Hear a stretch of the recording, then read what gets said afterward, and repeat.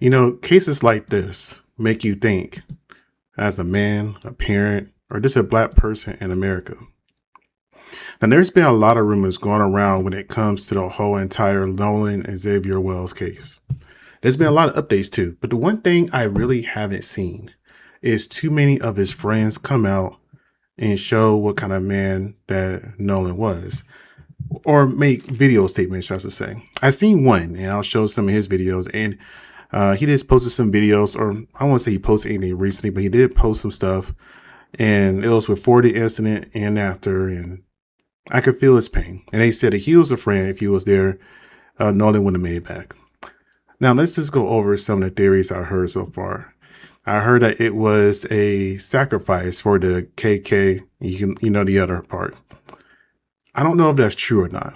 I'm not going to say that it's impossible, because we do know that the stranger the thing seems, the bigger the possibility is.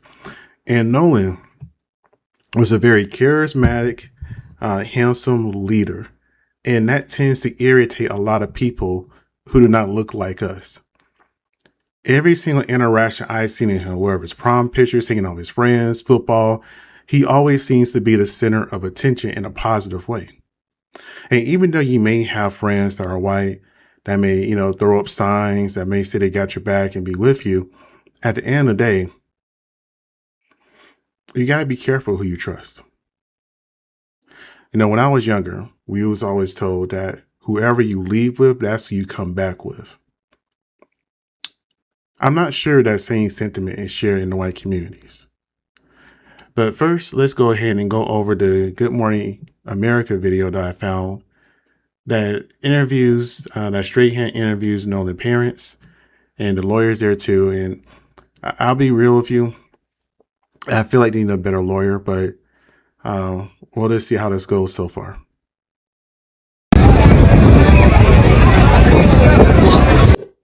Excuse me, now it's the island video, and I'll go over that with you too.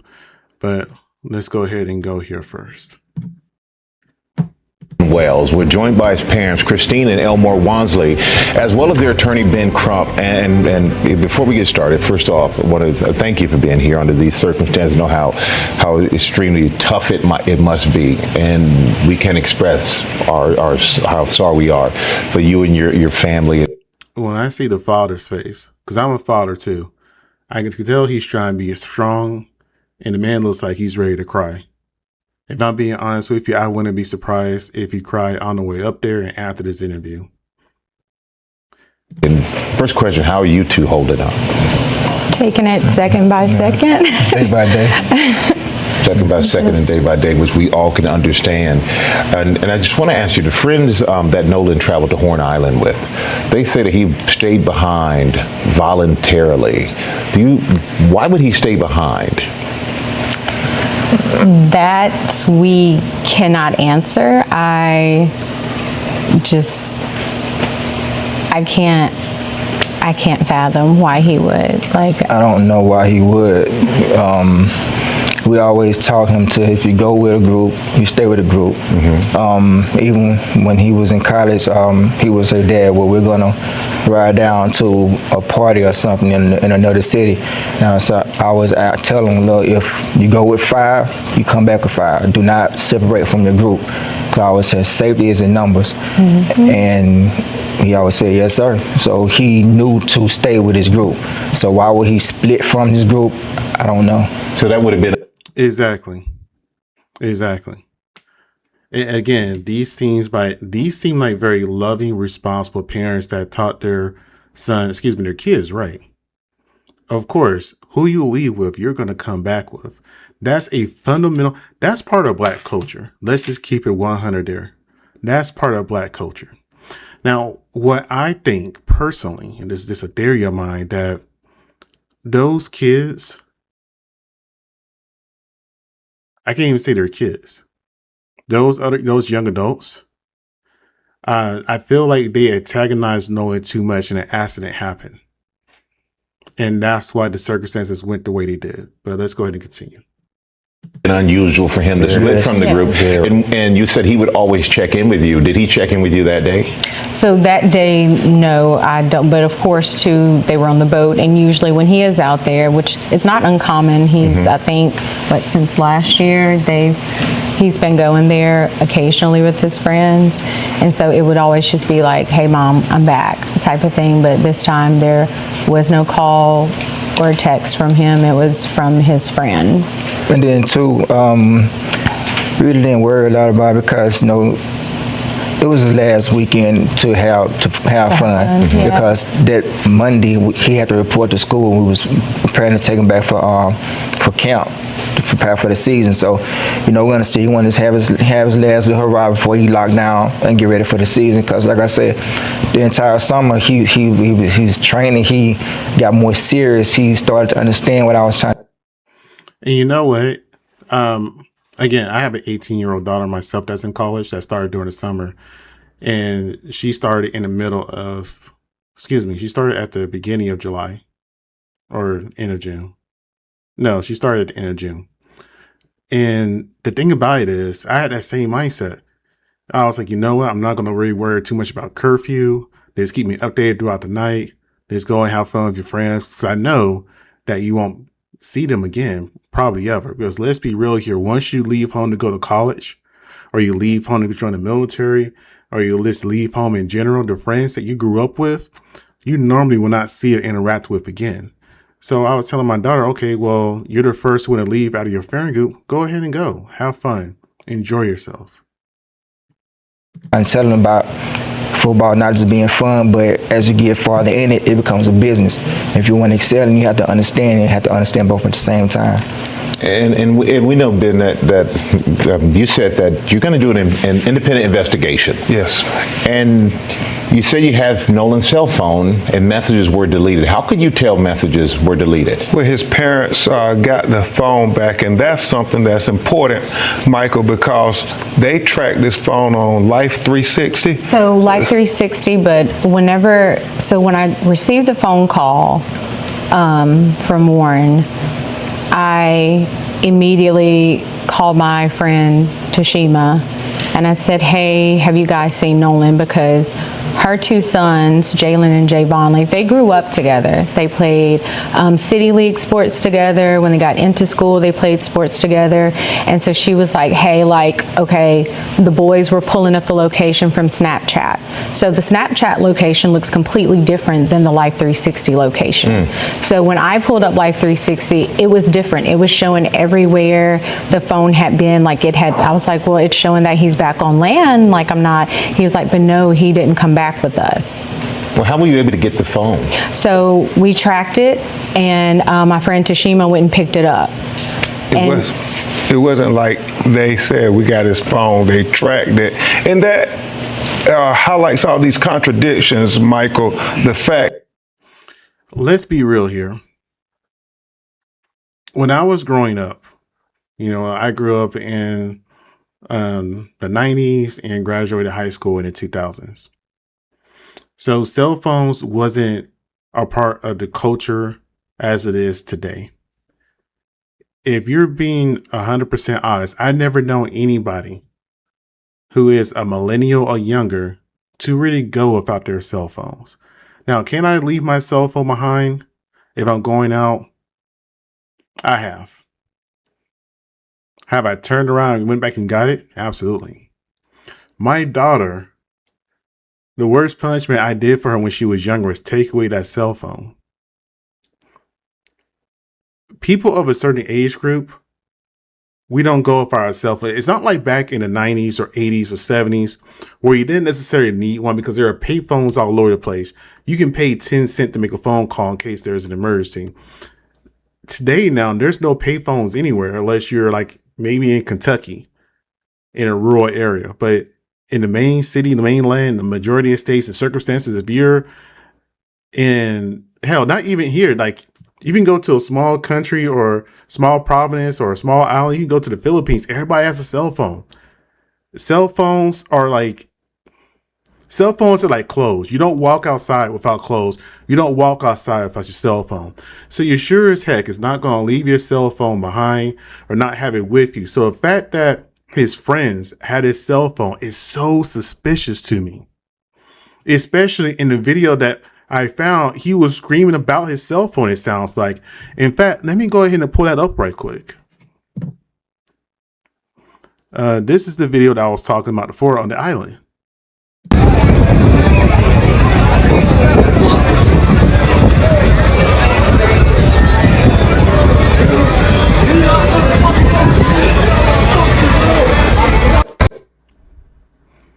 Now, to me, when I'm listening to this, it sounds like he said, give me my mother effing cell phone or I'm going to bust you in your blinking ish. That's what it sounds like when I'm listening to this.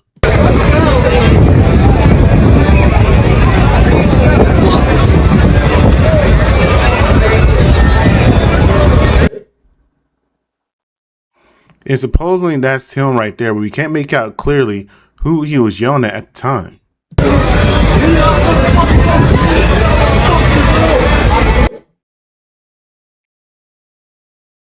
All those people there.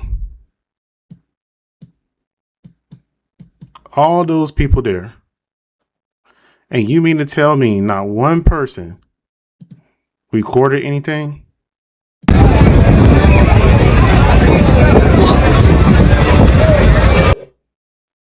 Nobody had their cell phone.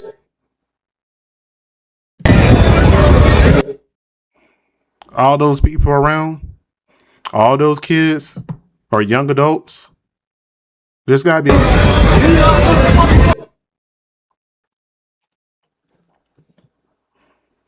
And the island looks extremely flat. How do you go missing on an island like that? It looks like you can see it from coast to coast. So how would he go missing? Anyways, back to the video. Oop, wrong one. That they said Nolan was talking to a young woman and she said that he said, I'm going back to get on the boat with the boys. The boys said that he said he was going to stay with her. And so that's an obvious contradiction. And then this video of this, you can hear an argument going where Nolan is saying, give me my freaking phone. What are you freaking doing? And so then his phone ends up missing. I don't know any teenagers, Michael Strahan, who says, if you believe their story, I'm going to stay behind and I'm going to leave my phone. I mean, no young person. Exactly. It's a safety issue, especially on an island like that. There's nobody for you to call. And I doubt it's regularly patrolled because they had to go find him. They had to find his body. Leaves their cell phone. And so then there's so many things their parents were telling us about. Even why didn't his body wash up with the tide on Sunday? Why would it come on Monday? It's not adding up. And that is the problem when you think about the history of Mississippi. Yeah, so there's so many questions. Speaking of the history of Mississippi, Mississippi was the same state where they found a bunch of bodies behind a prison, if I remember correctly. I forgot how many bodies they found, but it was a lot. It was majority black people. That's why I do not drive through. I hate driving through Mississippi. Like, I love going to New Orleans, right? But to get to New Orleans from Florida, you gotta drive through Mississippi. And that is one dreadful drive. I do not like driving through Mississippi at nighttime, daytime, anytime. But when I do drive through Mississippi, that's the one state I make sure I follow the speed limit to the exact number. I don't give them any reason to try to pull me over. My windows are tinted so they can't tell that I'm black most of the time. I drive the speed limit, and so far, knock on wood, I haven't got pulled over in the state of Mississippi as of yet. But I'm telling you right now, when it comes to Mississippi, I honestly God do not understand why black people are still there. The Mississippi history is just horrible. That need to be answered. And is there anything you'd like people to know about Nolan? What would you like them to know about your son? There's big news from America's #1 nicotine pouch brand. Flavor?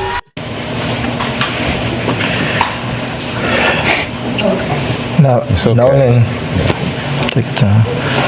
Nolan he was very loving. He was liked by all. It was not a friend that he couldn't make. No, we'll be right back with more for the parents of Nolan Wells and attorney Ben Crump. We're back now on GMA with the parents of Nolan Wells, Christina and Elmore Wansley. And I want you to please continue to tell us what you want the world to know about your son. So Nolan was just like this bright light, right? Walk into a room, his smile, his energy was just... I just love how they're holding each other up. You know, this is the kind of love that people talk about, that they holding each other up in this very difficult, hard time. I cannot imagine, I do not ever want to imagine losing a kid, them disappearing for a couple hours, for a couple of days, and they're found out not alive.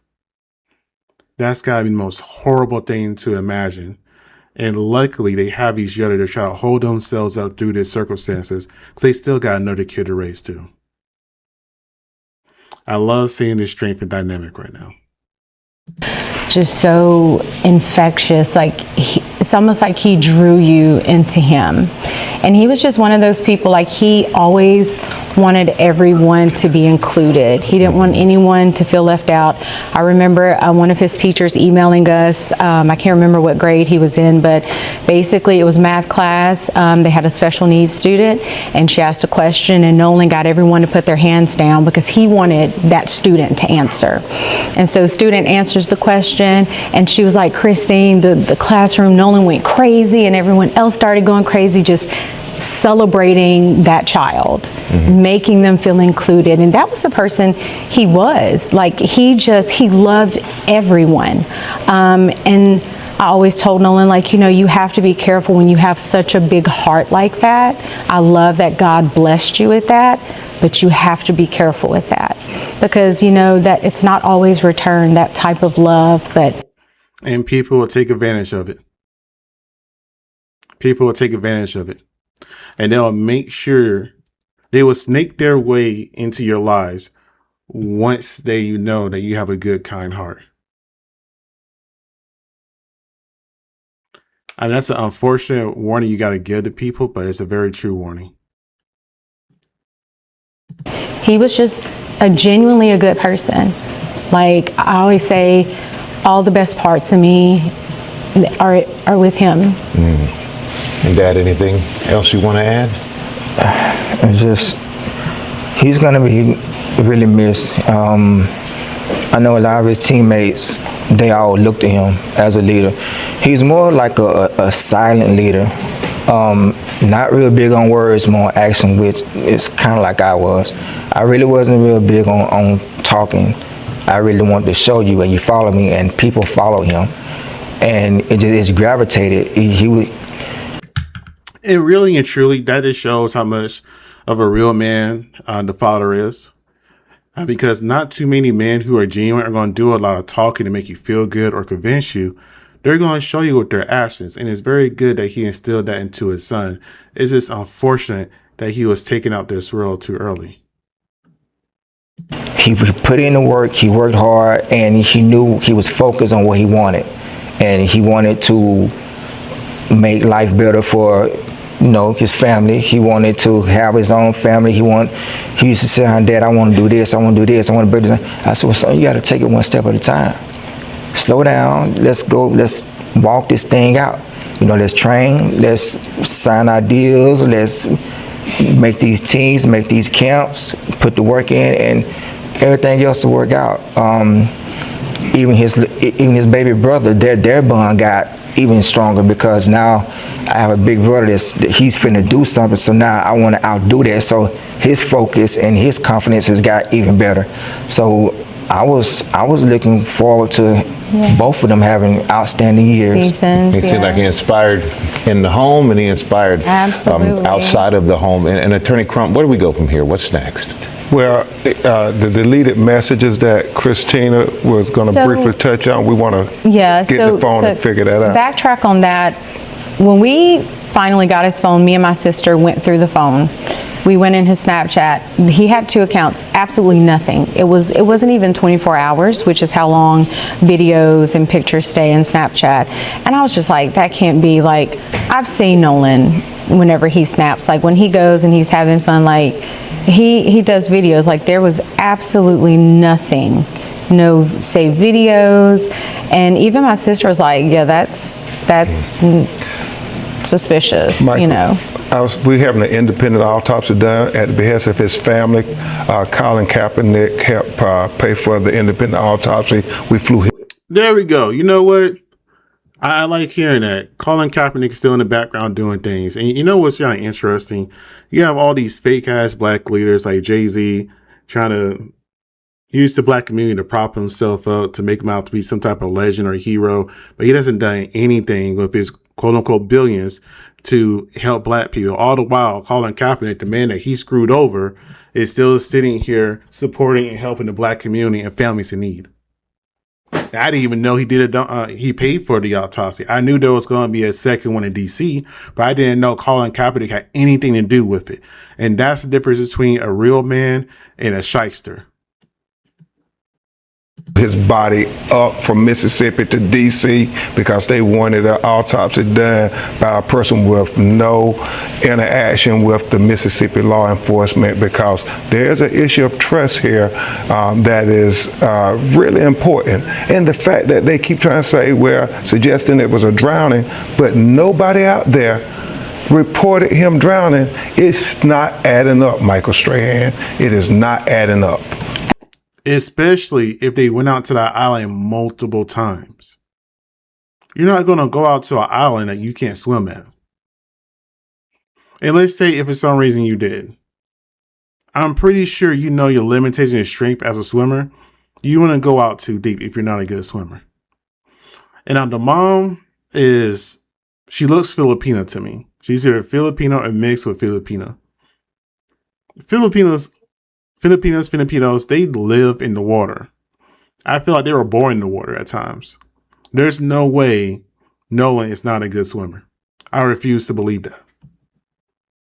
And honestly, we are doing this because at the end of the day, I would hope any parent would fight for their kids to find out if anything happened, what did happen. So we just want honesty and transparency. We want a thorough investigation. We want that same respect that would be given to anybody else, and that's it. We just want answers. Well, we really appreciate all of you. And they deserve answers. And that's what I was saying before their GoFundMe. I think they had it at 15,000. It got increased. They need, and I'll try to put up the GoFundMe here in a minute, but they need every single dime they could potentially get. But this is what I meant by his astral friends. Excuse me.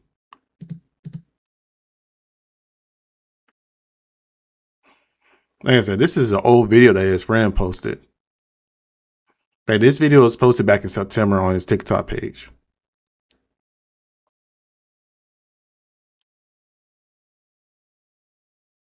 Now, any of those white guys that he was with, they haven't posted nothing, they said nothing, they have stayed silent. The girl that he was with stayed silent. The girl that he was dating stayed silent. The only people that have really said or showed what kind of character this young man has had are his black friends, and that says a lot.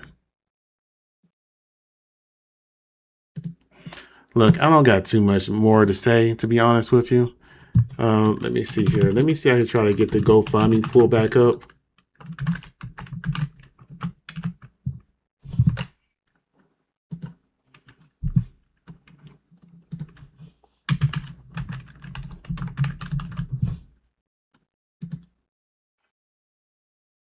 Oh, wow. Okay. There we go. Let me get this image showed. Look at that GoFundMe. Look at that GoFundMe. In the first video I did, the GoFundMe was at like they had a $15,000 cap on it, and it was already getting ready to exceed that, and they're already at 400,000. And I said in my other video that they need at least 100,000, if not more, to have an effective case, because they're going to be going against the whole entire state, essentially, because Mississippi operates on a good old boy system. So if you're black in that state, you're pretty much messed over unless you have money. So seeing $400,000 is a beautiful thing. $100, $50, $50, $100. Like, people are coming out of pocket and showing up, and this is great. This is how much this story touched people, and I'm here to see it. And I hope justice is somehow served. I'm not gonna lie, I am a little skeptical, just for the fact that black people always get screwed over by the justice system. We really do. But I hope somehow this man gets justice that he deserves. Anyways, you guys tell me what you think. Like, comment, and subscribe. I appreciate you for watching. Donate to the GoFundMe if you haven't. It's right here. The real GoFundMe is in-loving-memory-of-Nolan Xavier-Wells. Or you just type in Nolan Wells. It should be the first one that comes up. It has over $400,000 raised so far. Please go donate more money to them. They need it. They 100% need it in this circumstance. And yeah, you guys have a great day, and thank you.